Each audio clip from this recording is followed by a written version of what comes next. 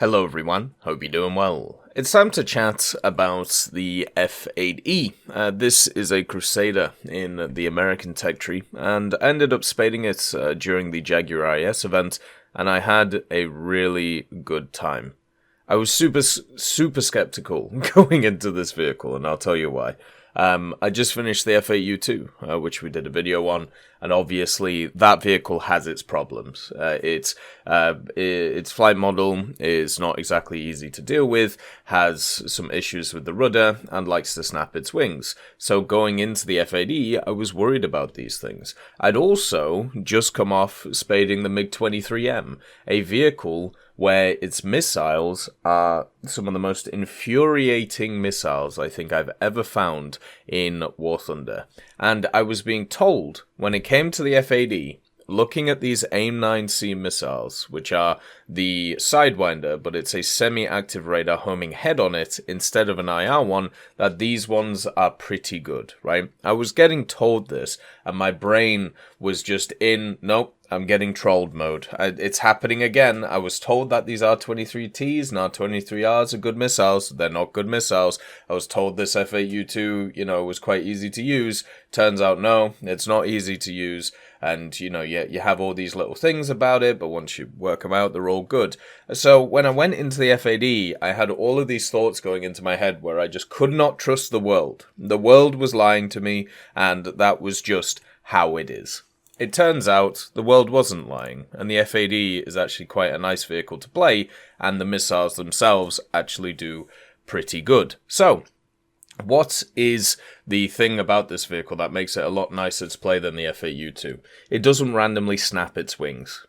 That's pretty much it. When changing speeds, pulling the elevator hard, the wings don't randomly snap. If you uninstall the new boosters, it is completely fine. I've only snapped my wings twice, and if I'm honest, that was, something which I could have controlled myself and had no real issues with it while pulling pretty high maneuvers. And the first thing that I noticed about the vehicle, even very early on with it is the first time around these BRs of about 10.0 to 11.0 that I have felt that I have been able to be dominant in the semi-active radar homing role.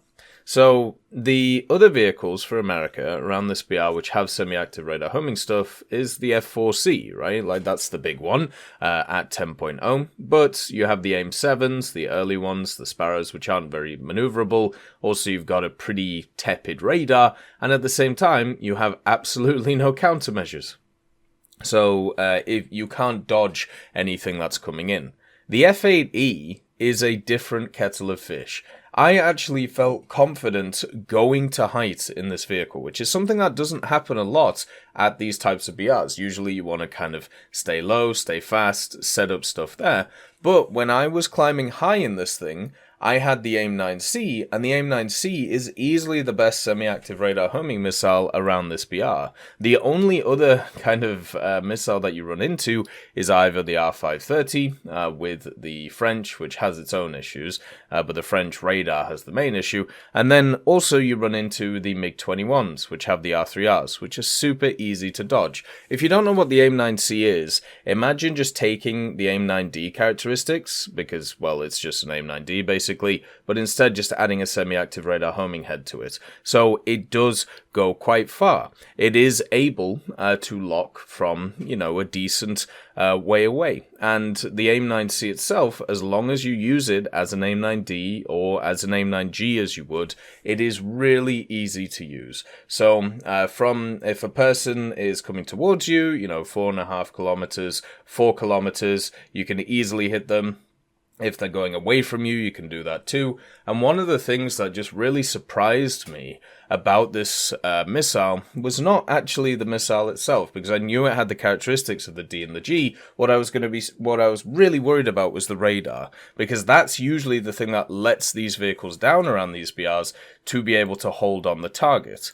Well, the F-8E radar, the ANAPQ-94, is actually really good. It has an IFF, it has a BVR mode, it has obviously the semi-active radar homing, it has IRST on it if you want to use it, so people don't even know that they're getting locked. Like, it's just really fun to use. And surprisingly, in the kind of, when vehicles tried to dodge the missiles and go down into the ground, it was able to lock them even with a bunch of ground interference. So what I would do with this vehicle is I would take off, go high in the air, and then the MiG-21s and maybe some of the Mirages that were around, nobody seems to run chaff right now because nobody's used to getting bonked by semi-active radar homing missiles. So I would just lock them, take them out. There's your air superiority at high altitudes, and then I would go down to the, I would go down and then launch missiles at the bottom ones and then go in with guns.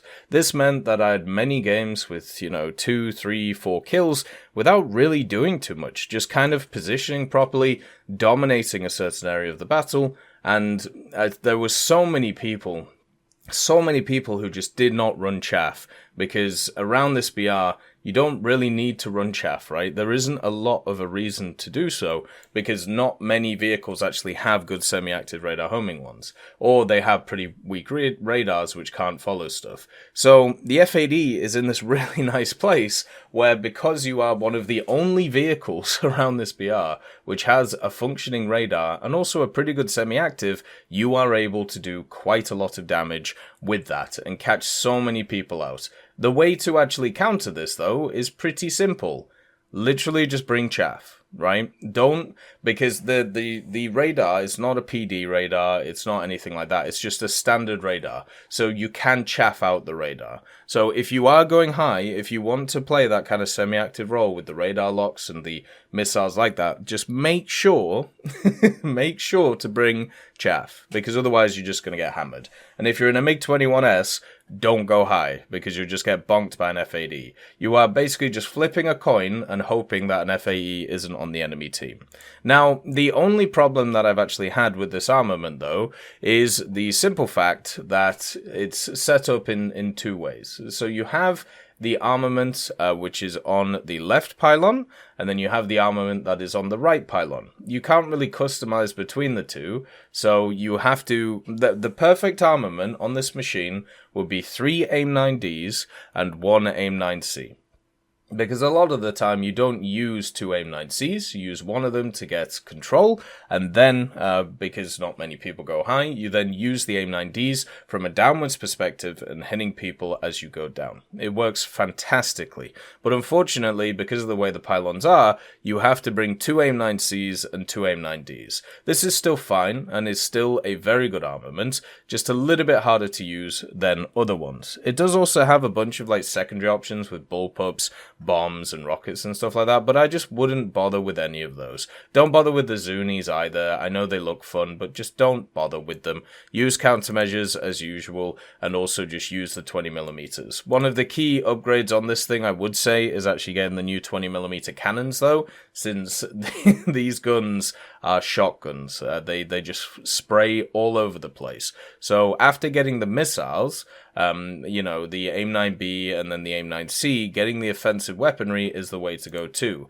I didn't feel like I was suffering with the performance of this vehicle, like engine performance. Obviously, it's nicer to get better ones, but the key to this thing is its armament, because of the fact that you can hammer people with the AIM-9Cs and with the AIM-9Ds. Even in full up tiers, there was times where I was able to use the AIM-9Cs effectively. I did find that this thing in a full up tier, though, where there was 11-3s, it really wasn't a fun time. But at every other BR, I felt confident taking these. So in a full up tier, I would probably take 4 AIM-9Ds, everything else 2 AIM-9Cs, 2 AIM-9Ds. And it was just fun. I don't know how else to put it. You had a machine which can maneuver, which has good acceleration, it has great missiles, as we talked about. The AIM-9Ds are just fantastic, and the AIM-9Cs were just surprisingly fun to use. If you haven't played this thing, and you want to kind of get used to semi-active radar homing missiles, and you want an easy kind of entrance into it, I would definitely say this vehicle is worth it. It was super fun.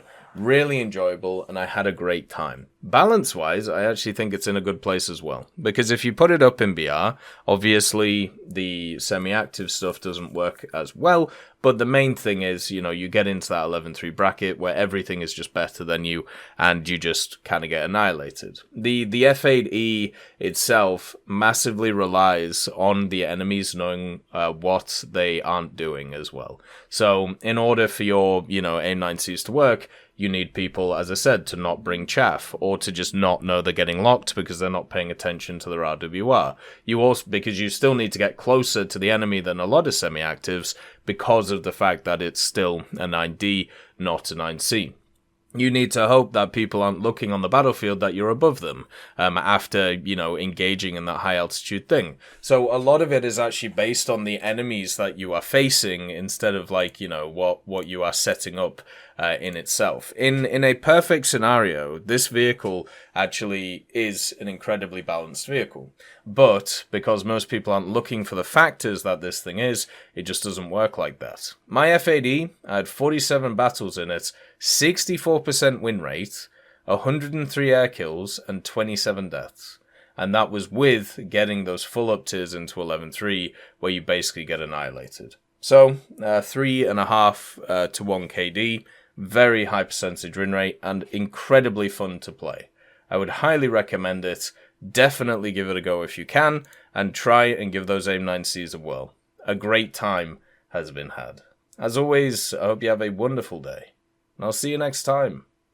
I'd like to thank Schnitzel Stroker, Brendan Quinn, Vilneus, Character Fuel, Carrion Crow, Nicholas Richardson, Gus Irenicus, Pyman, Wartinder, Teddy, Daniel Stanton, B. Young, Opium Prime, Masonocrat, Lafouche, Alan Hacker, Sem Arslan, Uncle Bean, and Derek R. for supporting the channel.